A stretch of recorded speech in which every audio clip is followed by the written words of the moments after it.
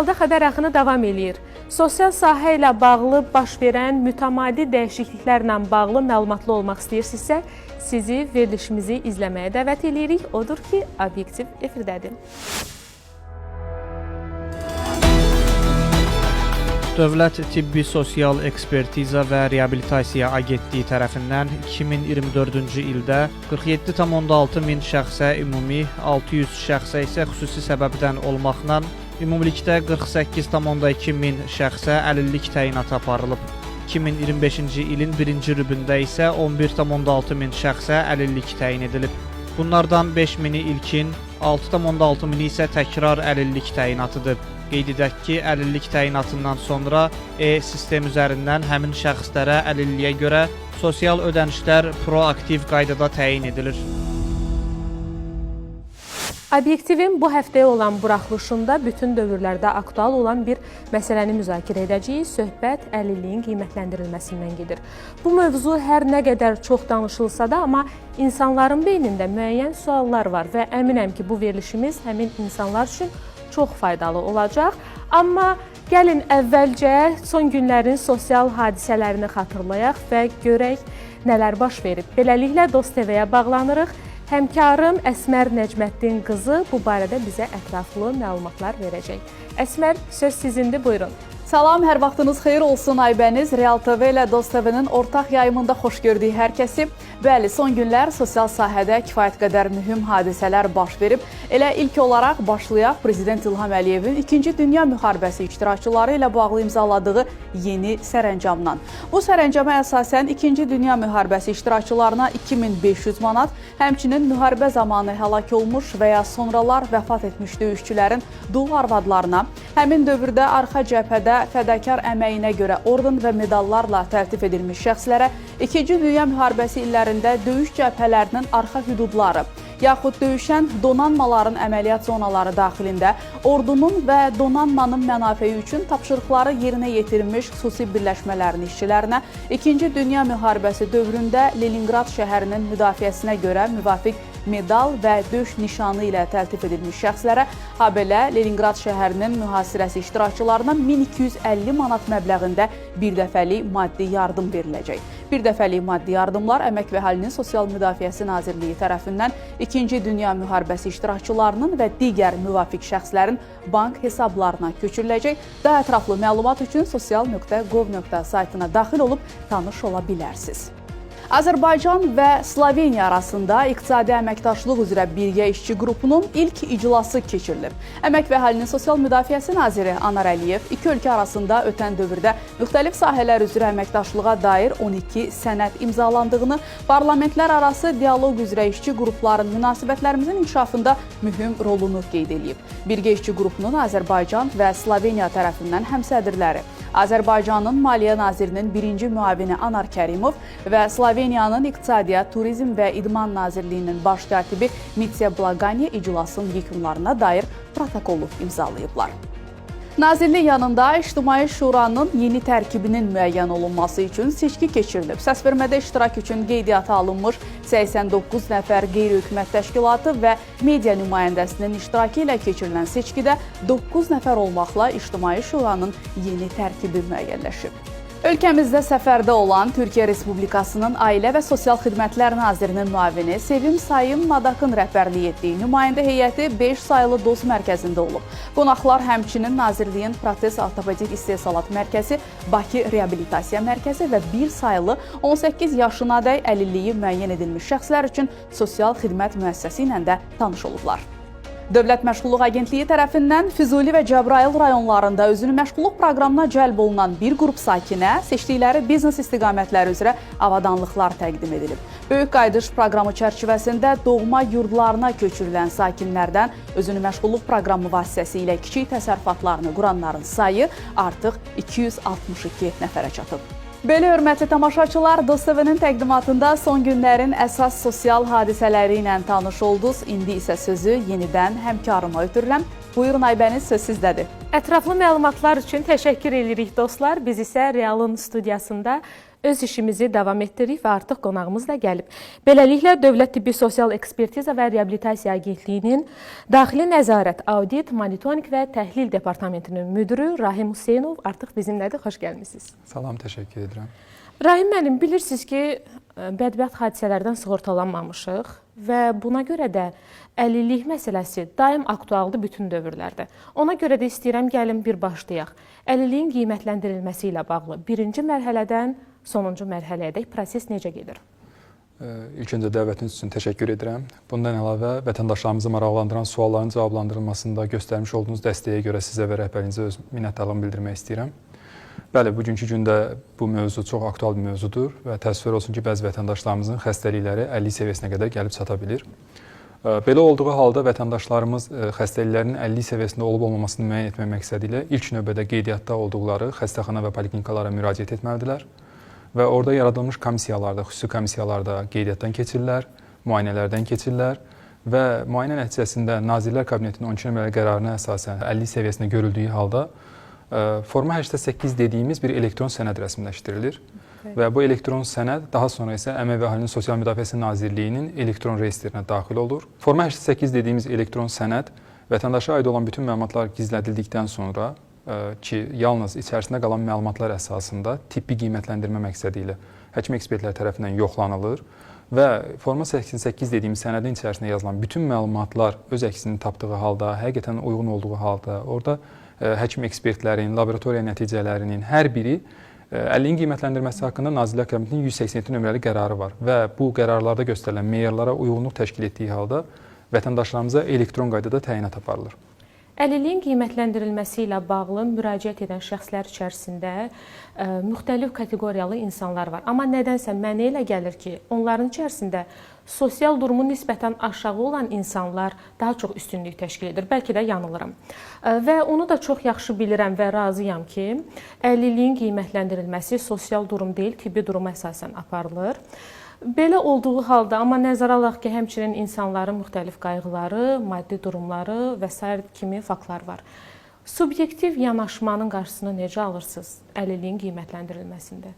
Bəzi hallarda sosial vəziyyətin aşağı olması ilə əlaqədar əlaqələndirmək biraz doğru yanaşma deyil. Niyə görə? Çünki əlilliyin qiymətləndirməsi ilə bağlı vətəndaşa əlillik təyinatı aparıldıqdan sonra bu vətəndaşlarımıza istər reabilitasiya vasitələrlə təmin olunması, həm də reabilitasiya xidmətlərinin göstərilməsi agentliyin səlahiyyətlərindəndir.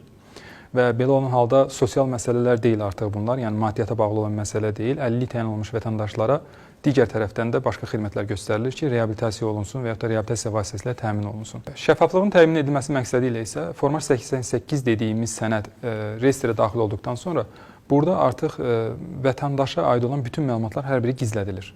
Bu isə həkim ekspert və vətəndaş sövdələşməsinin qarşısını alma məqsədi ilə atılmış bir addımdır ki, vətəndaşa aid hər hansı bir məlumat olmasının içərisində yalnız Forma 88 içərisində yazılan tibbi məlumatlara əsasən həqiqətən də 50 səviyyəsindədirsə, həkim ekspertlər tərəfindən vətəndaşlarımıza təyinat aparılır. Bəzi hallarda vətəndaşlarımıza Forma 88-in içərisində yazılan məlumatlarda hər hansı bir uyğunsuzluq olduqda natamam doldurma deyə bir imtina verilir ki, bu vətəndaşın heç də 50 səviyyəsində olmasını təkzib etmir. Sadəcə informasiya əksikliyi olduğuna görə vətəndaşın yenidən əyani müayinələrə cəlb edilməsini tələb edir.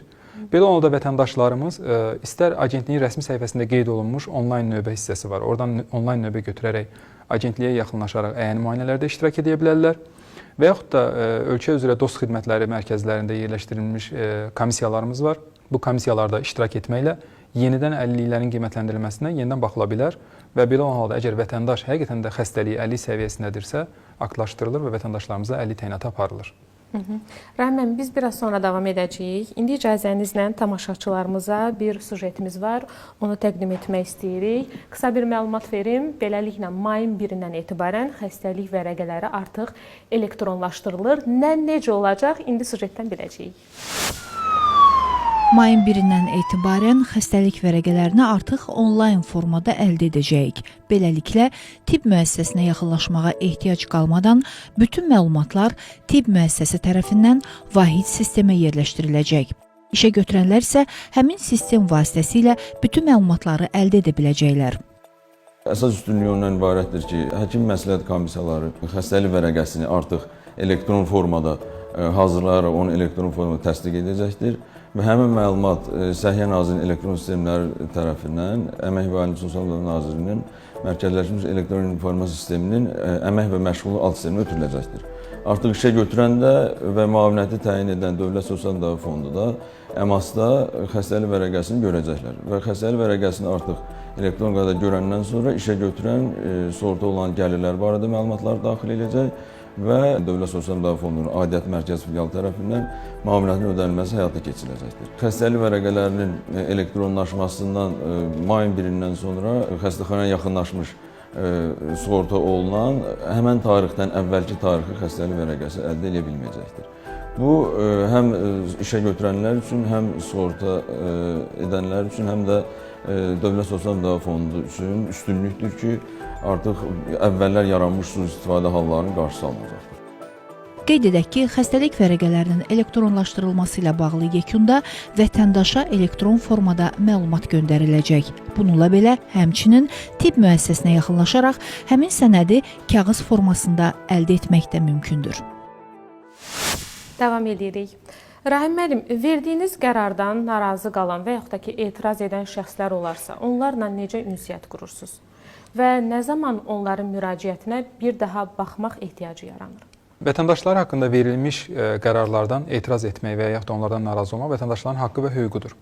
Belə olan halda vətəndaşlarımız müraciət etmə hüququna sahibdirlər. Belə olan halda istər agentliyin sədrinin adına ərizə ilə müraciət edib yenidən müayinədə iştirak etmə imkanları var və yaxud da onlayn növbə götürərək özlərinə uyğun vaxta və xəstəlik istiqamətinə uyğun olaraq onlayn növbə ilə yaxınlaşıb həkim komissiyalarında iştirak edə bilirlər. Belə olan halda vətəndaş yenidən əyani müayinələrə cəlb olunur, həkim ekspertlər tərəfindən müayinə olunur, instrumental və laborator müayinələrdən keçir və vətəndaşın yekun qərarında 50 səviyyəsində olduğu müəyyən edilirsə, bu halda vətəndaşımıza 50 təyinatı aparılır. Əks halda imtina qərarı verilir və vətəndaşa imtina qərarı verilməsinin səbəbi ətraflı şəkildə izah olunur. Cavabdan narazı qalan vətəndaşlardan danışdıq. Elə yeri gəlmişkən istəyirəm müharibə iştirakçılarının 50-lik təyinatı məsələsinə də toxunaq. Keçmiş döyüşçü şəhadətləndirilməsi üçün gedir hərbi həkim komissiyasından keçir və belə qərar verilir ki, sülh dövründə yararsız, müharibə dövründə məhdud yararlıdır və göndərişlə birgə vətəndaş göndərilir tibbi sosial ekspert komissiyalarına. Və müəyyən olunur ki, 50-lik səviyyəsində deyil onun xəstəlik dərəcəsi. Amma keçmiş döyüşçü də deyir ki, mənim bədənimdə 70 qəlpə var. Onun bədənində neçə qəlp olmalıdır ki, xəstəlik dərəcəsi 50-lik səviyyəsində olsun? Vətəndaşın 50-liyin qiymətləndirməsi zamanı doğru buyurursunuz. Yəni, birinci növbədə hərbi şəhadətləndirmə məsələsi var. Hərbi şəhadətlənmədən sonra orada səbəb əlaqələr qeyd olunur və bu qeyd olunmadan sonra vətəndaş artıq qiymətləndirməyə alınır. Vətəndaşın öz müraciəti əsasında.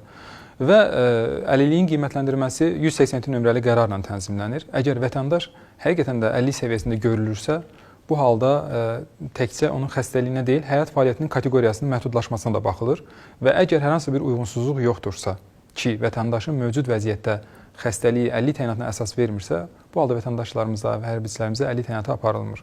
Vətən müharibəsi zamanı, İkinci Qarabağ müharibəsi zamanı yaralanmış şəxslərdən 6700 təqribi 6700 müharibə iştirakçılarımız şəhadətləndirilmişdir ki, bunlardan da təqribi 4200 müharibə iştirakçısına 50 təyinat aparılmışdı. Bunların təyinat aparılmasının əsas məqsədi və səbəbi onların xəstəliklərinin 50 səviyyəsində görülməsi, həyat fəaliyyəti kateqoriyasının məhdudlaşması və digər amillər nəzərə alınmaqla 50 təyinat aparılmışdır. Amma yerdə qalan digər vətəndaşlarımız da əgər qəlpə yarasından asılı olmayaraq xəstəlikləri 50 səviyyəsində görülmürsə və yaxud da onun 50 təyinatına əsas verilmirsə, 182 nömrəli qərarın tələblərinə uyğun deyilsə, bu halda 50 təyinatı aparıla bilməz. Artıq mən qeyd elədim, sülh dövründə yararsız, müharibə dövründə məhdud yararlıdır qərarı verildi və avtomatik olaraq hərbiçi tərxis olundu ordu sıralarından, amma 50-likdə təyin olunmur. Bəs nə etməlidir? Baxın, ordu sıralarında xidmət zamanı əgər vətəndaşda hər hansı bir nöqsan aşkarlanırsa və sülh dövründə yararsız, müharibə dövründə məhdud yararlı deyə bir şəhadətləndirmə verirsə, vətəndaşın hüququdur ki, vətəndaş 50 üçün müraciət etsin, 50 təyinatı ilə bağlı. Və belə olan halda xüsusi komissiya var, hərbi komissiya dediyimiz, vətəndaşların 50 səviyyəsinin qiymətləndirməsinə baxırlar və burada kənar ekspertləri də dəvət eləmişik, digər nazirliklərin, Səhiyyə Nazirliyinin həkimlərini də dəvət eləmişik və onlarla bərabər müştərək formada komissiya təşkil olunur, həmin hərbiçilərimiz müayinə olunur. Əgər həqiqətən də 50 səviyyəsində görülürsə 50 təyinatı aparılır, yox əgər 50 səviyyəsində görülmürsə, Bu halda hər hansı bir təyinatdan söhbət gedə bilməz. Lakin belə olan halda vətəndaş əgər hərbi xidmətə yararsızdır, amma belə olan halda Əmək və Əhalinin Sosial Müdafiəsi Nazirliyinin başqa qurumları var ki, hansı ki, məsələn, məşğulluq xidmətləri var. Bunlara müraciət etməklə yenidən öz həyat fəaliyyətini bərpa edə bilər, adaptasiya dövrünü keçə bilər və bu formada yenidən işlə təmin olunmasına baxıla bilər. Gəldiyiniz üçün təşəkkür edirəm. Suallarım bu qədər idi. Çox sağ olun, mən də təşəkkür edirəm. Çox sağ olun. Belə, obyektiv efirdə idi. Qeyd edim ki, qonağım Dövlət Tibbi Sosial Ekspertiza və Reabilitasiya Agentliyinin Daxili Nəzarət, Audit, Monitorinq və Təhlil Departamentinin müdürü Rahim Hüseynov idi. Məndən hələlik bu qədər, amma realda xəbər axını davam edir.